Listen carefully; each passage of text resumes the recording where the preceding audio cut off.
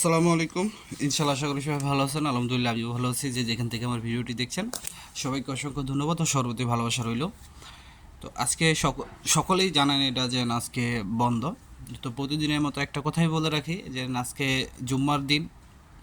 আমরা এই কথাটা থেকে বিরত থাকবো যে আমরা জুমা মোবারক বলি। আপনারা এটা গুগলে বা বিভিন্ন যে হাদিসের বই আছে এগুলাতে যদি আপনারা একটু খেয়াল করেন যে আমরা জুম্মা মোবারক বলি, এটা কিন্তু বেদায়াত। এটা কিন্তু বলার কোনো নিয়ম নাই, এটার কোনো বিধান নাই। ঠিক আছে, তো আমরা এই জিনিসটা থেকে বিরত থাকবো। আমি যতটুকু জানি এটা আমি ততটুকু আপনাদের মাঝে শেয়ার করলাম। তারপরে এটা আপনারা যাচাই বাছাই করার চেষ্টা করবেন। যদি থাকে এটার কোনো প্রমাণ দেখাইতে পারেন, হাদিস দেখাইতে পারেন, তাহলে তো আলহামদুলিল্লাহ ভালো। তো আজকে কথা বলবো ভিএফএস গ্লোবালের টুকিটাকি কিছু বিষয় নিয়ে এবং ইতালির অভ্যন্তরীণ কিছু বিষয় নিয়ে। তো অনেকে অনেক ধরনের প্রশ্ন করেন, সেই প্রশ্নের জবাবগুলি আমি দেওয়ার চেষ্টা করব, যদিও আমি তেমন ভালো একটা কিছু জানি না। তারপর ইনশাল্লাহ ট্রাই করব।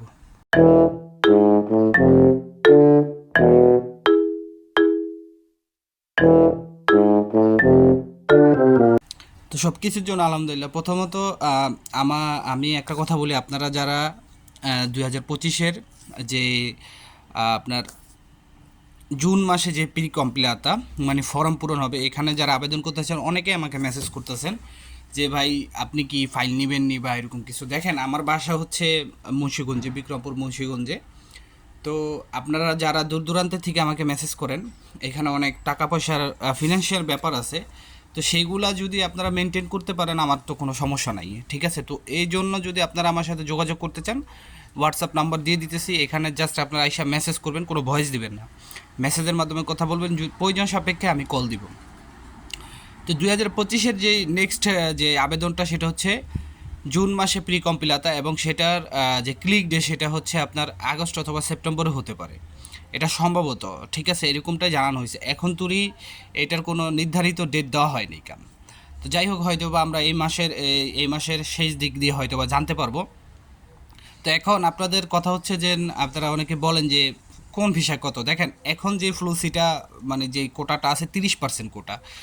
তো আপনারা সকলেই জানেন 2023, 2024 এবং 2025 সালের 3 বছর মেয়াদী একটা ফ্লুসির ঘোষণা ইতালি সরকার থেকে, ইতালি গভর্নমেন্ট থেকে আসছিল, যেখানে দুইটার অলরেডি, তিনোটারই ধরতে গেলে অলরেডি ক্লিক হয়ে গেছে। যার মধ্যে এই লাস্ট যে 2025 সালে যেটার কোটা ছিল সেখানে 30% তারা বাকি রাখছে, যেটা হচ্ছে সিজনাল।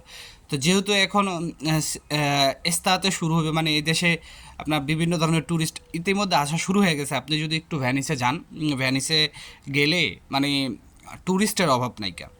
তো এখন তারা এই আবেদনটার সিস্টেমটা এখন করবে, এবং এখানে কৃষি সেক্টর থাকবে বিভিন্ন, মানে ট্যুরিস্ট জাতীয় সেক্টর, যেটাকে আমরা এগ্রিকালচার বলি বা সিজনাল ভিসা বলি বা সিজনাল ক্যাটাগরি বলি, এই ক্যাটাগরিতে শুধু আবেদন করবে এবছর। এখন কিন্তু আর আপনাদের স্পন্সারে আবেদন করার সুযোগ পাবেন না। যদিও কিন্তু পিছনে যে 70% কোটা সেখানে বলা হয়েছে যে ডিসেম্বরের 31 তারিখ পর্যন্ত আপনারা সবাই আবেদন করতে পারবেন। তো ওইখানে আবেদনটা না করাই আমি বেটার মনে করি, এটা আপনাদের জন্য ভালো হবে। তো যাই হোক, সিজনাল বিষয়ে আপনি আসতে গেলে কেমন টাকা খরচ হইতে পারে দেখেন, আমি আপনাকে একটা কথা মানে সুন্দরভাবে বুঝাই দিই, যেটা হচ্ছে যে কে কত টাকা নিবে এটা ডিপেন্ড করে তার উপরে। ধরেন এক্সাম্পল, আমি একটা একটা আপনাকে অ্যামাউন্ট বললাম, এখন এটা আমার যে অ্যামাউন্টটা বললাম এটার ভিতরে আমি স্যাটিসফাই, মানে আমি ধরেন আপনার থেকে 10 টাকা নিলাম, এই 10 টাকার উপরে আমি স্যাটিসফাই। এখন অন্যজন তো আপনার থেকে 10 টাকা নিয়ে স্যাটিসফাই হবে না, সে 11 টাকা বা 12 টাকা এরকম চাইতে পারে। এক্সাম্পল আমি আপনাদেরকে বুঝাইতেছি। তো আসলে এটা ডিপেন্ড করে যেন আপনি যার মাধ্যমে যাবেন বা যার মাধ্যমে আবেদন করবেন তার উপরে। তবে বেসিক্যালি যদি নর্মালি অ্যাভারেজে দেখা যায় আপনার স্পন্সারের ক্ষেত্রে আপনি ধরে নিতে পারেন ইন টোটালে আপনার বাংলাদেশের এখন যে ইউরো রেট আছে, ইন টোটালে আপনার বাংলাদেশের 20 লাখ টাকা খরচ হয়ে যাব ইন টোটালে। যদি সিজনাল বিষয় আসেন, সিজনাল বিষয় এখন যে হিসাব আছে, কারণ এখন অনেক ধরনের কাগজপত্র এখন অ্যাড করতে হয়। তো আমি মনে করি যে এখনকার রেট হিসাবে যদি সিজনাল বা এগ্রিকালচার বিষয়ে আপনারা আবেদন করেন, যদি আপনাদের হয়, যদি আপনারা এরকম কোনো মধ্যস্থতাকারী পান, তো সেই ক্ষেত্রে আপনাদের 14 থেকে 16 এরকমের ভিতরে আপনাদের একদম ইন টোটালি সব কাজ হয়ে যাবে। এখন অনেকে বলতে পারেন যে এখানে গ্রান্টি কি। এখন এখানে গ্যারান্টি, কোনো ধরনের গ্যারান্টি নাই ইউরোপের বিষয়ে। আপনাদের কোনো ধরনের কেউ গ্যারান্টি দিতে পারবে না। যদি সে গ্যারান্টিতে সে বুঝতে হবে আপনাদের, সে এক নাম্বার মনে করেন যে ফাপড়বাজ। ঠিক আছে, স্ক্যামিং করবে আপনার সাথে। এখানে ইউরোপের কোনো গ্যারান্টি নেই, শুধুমাত্র ফ্যামিলি বিষয় ছাড়া। তারপরেও ফ্যামিলি বিষয় 100% আপনার কেউ গ্যারান্টি দিতে পারবো না, 99% আপনি সবসময় এটা পাবেন। তবে হ্যাঁ, আপনার জন্য সহজ যে জিনিসটা হবে, ইউরোপের জন্য আপনার চেষ্টা করতে হইব ভাই। আপনার একবার না পারবেন, দুইবারে ট্রাই করতে হবে। অনেকের একবারে হয়ে যায়, অনেকের হয় না। তবে আপনার চেষ্টা করতে হইব, ভালো কোনো মাধ্যমের দ্বারা আবেদন করতে হইব। যেমন এক্সাম্পল আমি বুঝি, আমি লাস্ট আমার দুই বন্ধুর জন্য আবেদন করছিলাম, এম্বাসি সব কিছু ঠিক আছে, কিন্তু ওদের ফাইলটা কিন্তু ফেরত দিয়ে দিচ্ছে, ওদের আপিল করতে বলছে। তো এখন আপিল করছি, জানি না ওদের ভাগ্যে কোন ধরনের কি আছে। তো এরকমই যে আপনার যে গ্যারান্টি দিয়ে আপনারা কেউ কিছু করব সেটা না। তবে তারপরে যে বিষয়টা সেটা হচ্ছে আপনার পাসপোর্টের সাথে একটা অ্যাডভান্সের ব্যাপার আছে, এগুলোও দিতে হয়। এটা ছাড়া আপনার কেউ করবে না। এখন বেসিক্যালি দেখা যায় যে আপনি যদি আবেদন করেন, বাংলাদেশের 50 থেকে 70 হাজার টাকা আপনার কাটা যাবে। ধরেন আপনি পাসপোর্টের সাথে 1 লাখ টাকা অ্যাডভান্স করলেন, সেখান থেকে আপনার যদি নাও হয় 50 থেকে 70 হাজার টাকা আপনার কাটা যাবে। আর এটার মানে এই যে প্রসেসিং টাইমটা কত, সবাই 1 বছর নেয়। 1 বছরের ভিতর যদি না হয়, আপনার যেই প্রসেসিংয়ের যে খরচটা সেটা বাদে আপনি যে বাকি টাকাগুলি আছে সেটা কিন্তু ফেরত পাবেন, বা সেটা কিন্তু ফেরতযোগ্য। আশা করি বুঝতে পারছেন। তো ভিএফএস গ্লোবালের একটু কথা বলি। ভিএফএস গ্লোবালে এখনও যেহেতু ওয়েব ফর্মের মাধ্যমে সিস্টেম করছে, এখন 7 দিন 10 দিনের মাধ্যমে ভিসা পাচ্ছে। এখানে অনেকেই বলতেছে যে যারা 2023 সালে বা 24 সালে আবেদন করছে, বা 2023 বা 24 সালে কেন এই সিস্টেমটা চালু হলো না। দেখেন, চোর গেলে বুদ্ধি বাড়ে, এটা কিন্তু আমাদের সমাজের একটা মানে রীতির কথাই, যে চোর গেলে বুদ্ধি বাড়ে, বা ঘরের ভিতর যদি চোর থাকে দরজা জানলা আটকে কোনো লাভ নাই। এই কথাগুলি কিন্তু আমরা জানি, বা এই কথাগুলি আমাদের সমাজে কিন্তু প্রচলিত আছে। তো এখন কথা হলো 2023-24-এর কথা যারা বললেন, বা অনেকে ইউটিউবার বলতেছেন, ইতালি অ্যাম্বাসি তো আপনাদেরকে বলে নাই কাজ যে আপনারা নকল ফাইল দেন, বলছে নকল ফাইল জমা দেন, বলে নাই কা আপনাদের তো বলে নাই আমরা ওয়েবসাইটে ওয়েব ফর্মে অ্যাপয়েন্টমেন্ট দিব, আপনারা সেগুলো হ্যাক করে 1 লাখ টাকা বা 1.5 লাখ টাকা বিক্রি করেন। এগুলো তো আপনাদেরকে ইতালি সরকার বলে নাই। তাহলে আপনারা তাদের উপরে দোষ চাপাই দেন কেন? তাদের মনে হয়েছে এখন এই সিস্টেমটা চালু করা দরকার। কারণ বাংলাদেশে দেখতেছে ঘরে ঘরে মনে করেন হ্যাকার, ঘরে ঘরে মনে করেন যে দালাল, ঘরে ঘরে মনে করেন যে চোরামির স্বভাব। এক কথায় আমি সহ সকলের কথাই বলতেছি, কারণ এদের কাতারে তো আমরাও বাঙালি, তো আমরা সবাই না। কারণ আমরা যখন আসছি, মানুষ 15 দিন 20 দিনে ভিসা পাইছে। তা আপনি এখন ফেক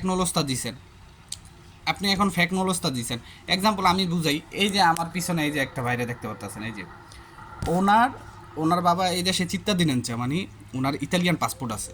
আপনার বাবার কত বছর হয়েছে এই দেশে ভাই? 30 বছর, মিনিমাম 30 বছর। তো এই বেটায় ওনার ওয়াইফের জন্য আর ওনার 2 ছেলের জন্য ভিসার আবেদন করছে। আপনারা কয় মাস পরে পাইছেন ভাই? 8 মাস পরে পেয়েছে, যেখানে বেসিক্যালি লেখা আছে মোর দেন 90 days, 90 দিনের ভিতরে পাওয়ার কথা। তারপরও 8 মাস পরে পেয়েছে। তারপরে ওনার বড় ভাই পায় না, যাই হোক বয়সের একটা ডিফারেন্স ছিল, এই কারণে পায় নাই কেন। তো এই কাজগুলি কেন হইতেছে? এই কাজগুলি তো আমাদের কারণে হইতেছে না। তো তাদের দোষ দিয়ে লাভ নেই। তারা তাদের আইনকে খুবই শ্রদ্ধা করে, রেসপেক্ট করে। এদেশে না আসলে আপনি বুঝতে পারবেন না।